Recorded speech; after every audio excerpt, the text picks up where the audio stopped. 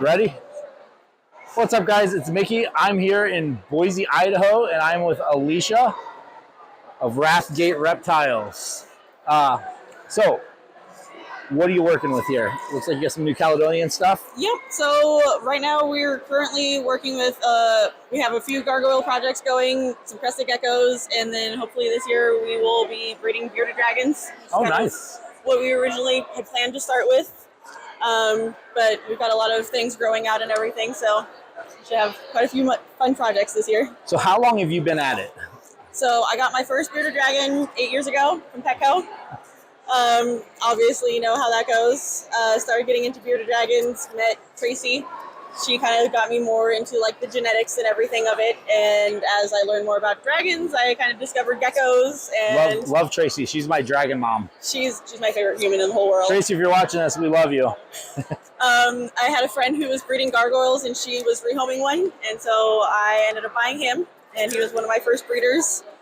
Originally, I told my husband that I would not have crested geckos because I thought they were too boring. Yeah. And then I volunteered at the zoo and learned that they were a little bit more exciting.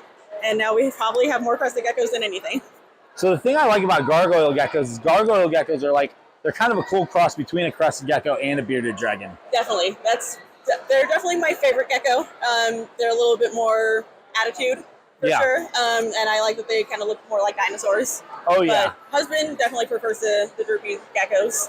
Yeah, I think gargoyles are cool. I always kind of suggest them as starter reptiles, you know, because they are a good cross between crested geckos and bearded dragons, and they don't take as much to get started. You don't need $200 worth of heat lamps. Not as demanding, not as unforgiving as bearded dragons, because with bearded dragons, if you don't have everything pretty much spot on, leads to a lot of issues. Geckos, they're definitely a little bit more versatile in how you can care for them. If you want to be more on the simple side versus super extravagant, you can pretty much go in any direction and they'll thrive. So if somebody was going to come to you today and pick up a gargoyle gecko and they've never had a gargoyle gecko before, what kind of advice would you give them to set them up for success? I definitely recommend adults go into at least a 18-24 enclosure.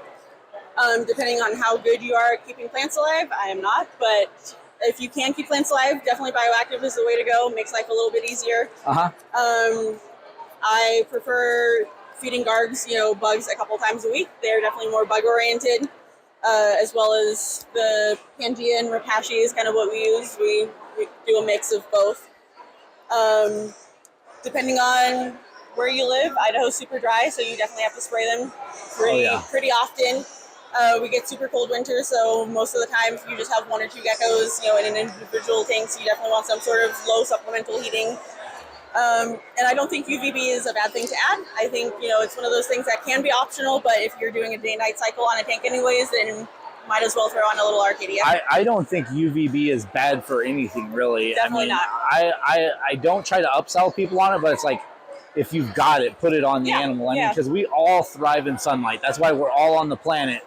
I can never understand people that are like, oh, you don't have to put UVB on it, but it's definitely not going to hurt. Like, it's definitely something that, especially with like pet owners who, it's perfectly realistic if you just have a couple geckos, it's definitely something that I've been promoting a little bit more now that, I've learned a little bit more, geckos definitely, they will bask if they have the opportunity. So yeah, I think, if that's an option, then might as well. Well, that's what I love about the way that the hobby's been moving the last couple of years.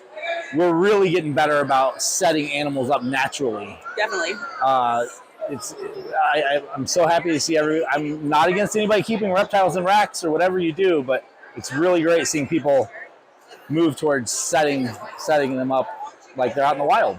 For sure.